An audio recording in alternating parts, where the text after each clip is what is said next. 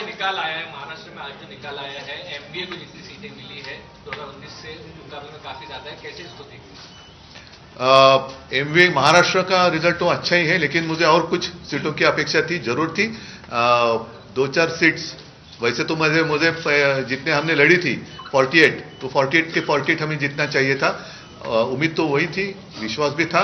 ठीक है, कुछ जगह लग रहा है कि कुछ गड़बड़ हुई है क्या, ऐसी आशंका आ सकती है।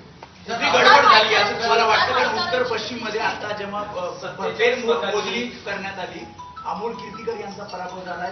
अमोल कीर्तीकरांचा अजून पराभव जाहीर झालेला नाही, कारण तिकडे नक्की गडबड आहे।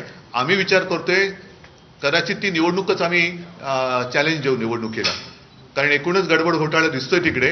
पहिल्यांदा ईव्हीएम मध्ये काय मतमोजणी झाली, मग पोस्टलमध्ये काय, तर आम्ही अजून तिकडे तो विषय सुरू आहे, पण बहुतेक आम्ही ती निवडणूक चॅलेंज करू। समाधानी आहेत का ज्या प्रकारे महाराष्ट्रात जागा महाविकास? नाही, मला तर 48च्या 48 पाहिजे होत्या।